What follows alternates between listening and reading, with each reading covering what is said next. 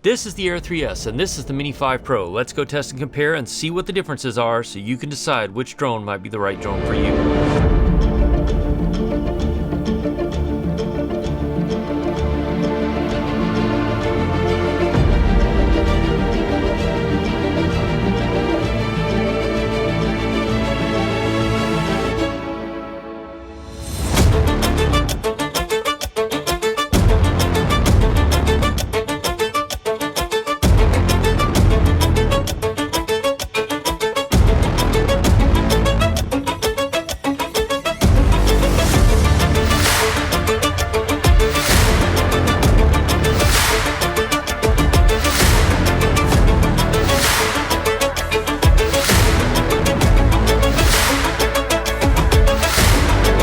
And just so we're clear, DJI didn't send me either of these drones. This video's not sponsored. I bought and paid for the Air 3S. This is actually a friend of mine's drone, but after using it for the last couple of weeks to test and compare, I'm probably gonna pick one up.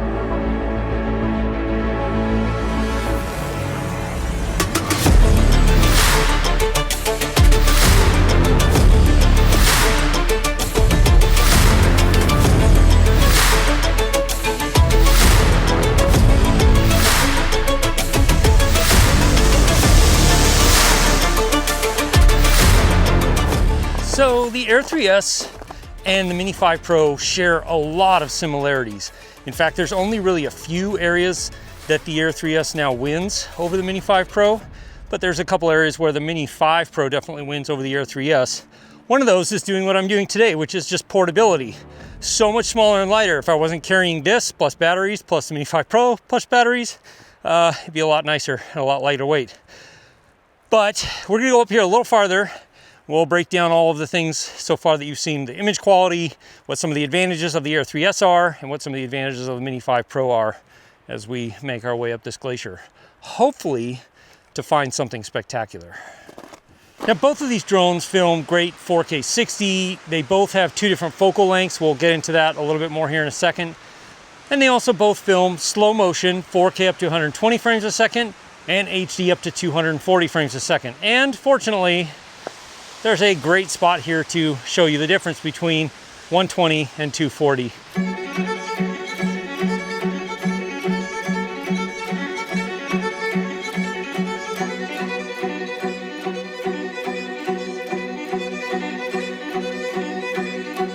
Now, one of the big differences between the two is the Mini 5 Pro can only film 4K 120 in its full field of view. You can't use it on the 2X, at least not yet. Whereas the Air 3S, you can film slow motion in the 3X lens if you want to, which is really nice, especially if you're chasing something like a boat or cars, because you don't have to get as close to get that really nice depth of field.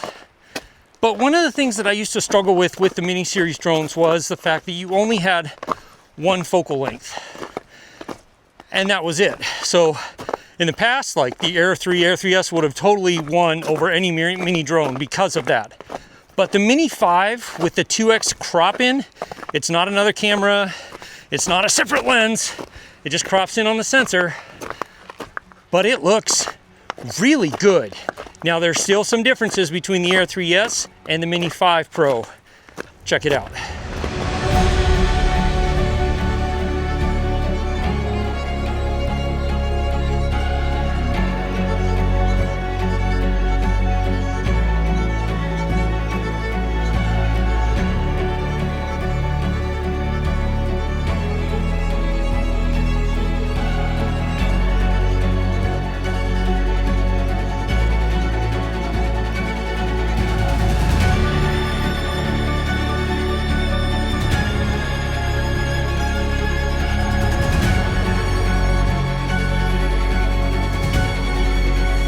So if you want that deeper depth of field, if you want that more extreme compression, lens compression with the background in the foreground, the Air 3S is still really hard to beat.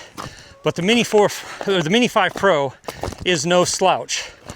But in one case, visually or image quality wise, the Mini 5 really does beat the Air 3S, and that's in close focus distance.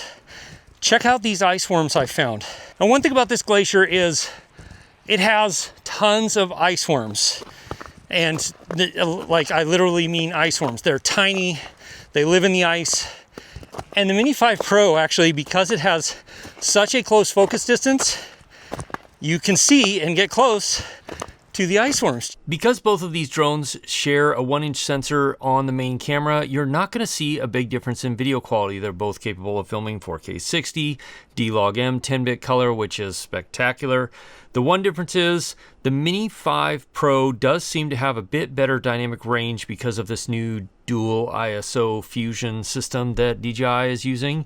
So you can see here in these two shots, there's a bit more detail in the shadows between the Air 3S and the Mini 5 Pro. So the Mini 5 Pro definitely wins a little bit when it comes to dynamic range. Not to say that the Air 3S is a slouch, it's not, still gets great image quality, but the Mini 5 Pro definitely has the edge when it comes to just pure raw dynamic range. But the caveat to that is that you have to film in auto ISO. So while the Air 3S wins if you want to get closer to a subject without actually getting closer because it has that 70mm camera, the way the Mini 5 Pro wins over the Air 3S is when it comes to vertical content. My buddy John, whose drone this is, he shoots a ton of vertical content, and because the Mini 5 Pro actually flips the entire camera, you get a full 4K vertical video as opposed to the Air 3S where you get 2.7K only.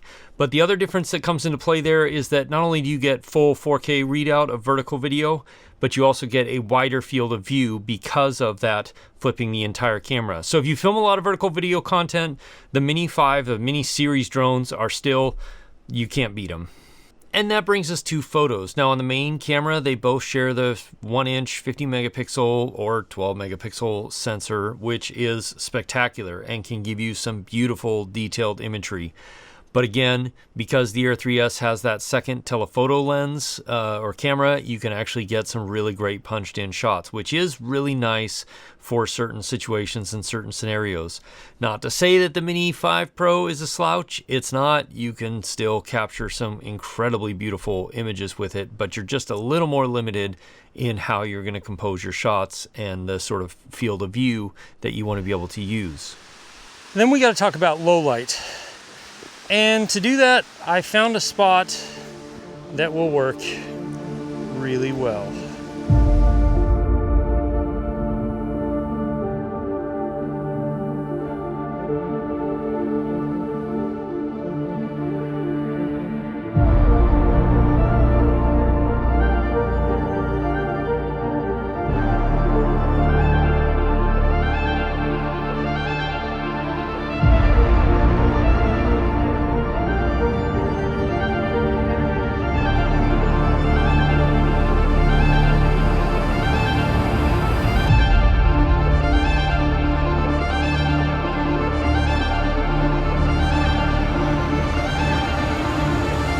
Now I did run an actual low light test, and again, because these are basically the same sensor, same camera, if you have everything set to the same, you're going to see almost no difference in image quality.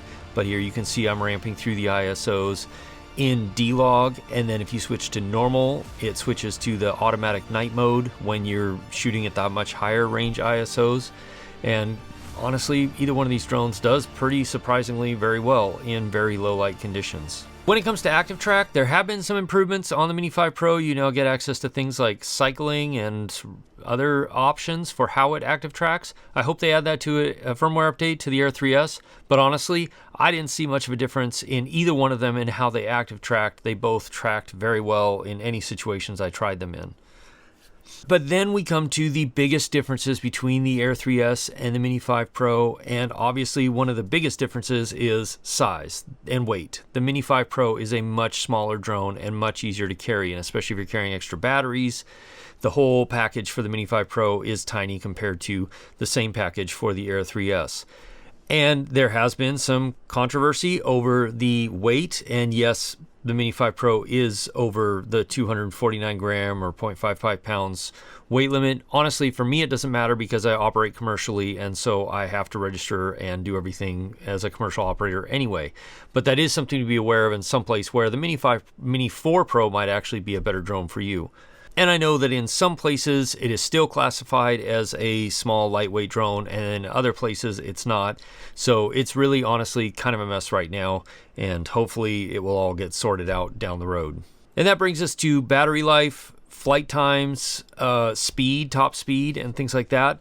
Now, for battery life, the Mini 5 Pro is beating the Air 3S by about 10 minutes in my test, so I was getting a good solid 40, 41, 42 minutes out of the Mini 5 Pro, depending on how I was flying, and I usually get about 30 to 35 minutes out of the Air 3S, depending again on how I'm flying and the conditions I'm flying in. And speaking of that, when it comes to speeds, the Mini 5 Pro has been actually dramatically improved from its predecessor with a much better top speed now, but the Air 3S is still going to beat it hands down because the Air 3S can actually get up to almost 60 miles an hour with a slight tailwind, which is insane, but also really nice to have sometimes. But that brings us to perhaps what has been the biggest issue for mini drones over something like the Air 3S, and that's wind. Now, I tested both of these on a mountaintop with some pretty high winds, and they did okay. They both did well, but the Mini 5 Pro, even though it does better than the Mini 4 Pro did in higher winds, it still moves and bobs around quite a bit, and you can see that in some of the footage here. Whereas the Air 3S just tends to hold a much more stable position because it's larger, it's more powerful, it's a little heavier, so it just doesn't get pushed around by the wind nearly as much. That being said, in high winds, like if you're really close to a subject, you're going to see that movement no matter what. And that brings us to noise. Right now, I'm a couple feet away and the drone is, well, we'll bring it a little closer. Drone is about 4 feet, maybe 1.5 meters away. This is what it sounds like.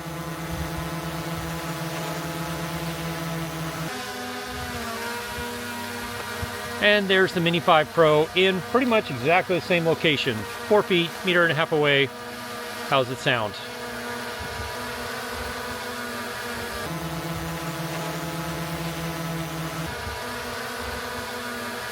And that brings us to pricing differences. Obviously, the Air 3S is a fair bit more expensive, and depending on the package you buy, it's going to be quite a bit more expensive, maybe up to about $1,000, where the Mini 5 Pro is going to save you a fair amount of money and still give you some really top-end performance. And by the way, if you're in the US and you want to know how to buy a Mini 5 Pro, I made a whole video about that, but there will also be links in the description to where you can actually get a Mini 5 Pro in the United States. So for me, the Mini 5 Pro actually fills a lot of the bill, and especially when I'm running around mountains, having a small lightweight drone that is as capable as the Mini 5 Pro makes it absolutely worth it for me to go ahead and pick one up, which I am going to do here as soon as I can. The Air 3S is still a drone that I would probably use over the Mini 5 Pro when it comes to things like client work or maybe larger areas where I know I'm going to be hitting a lot of wind, or I really, really want that extra telephoto lens because that really does come in nice and handy. Or I need some higher speed, like when I'm going to chase a helicopter around or something like that. The Air 3S is still a fantastic drone. And honestly, I think if you're looking for the best fusion of capability and image quality, the Air 3S is probably the best drone that you can buy from DJI right now. If you're looking for more of the portability but still get excellent image quality, the Mini 5 Pro is where it's at.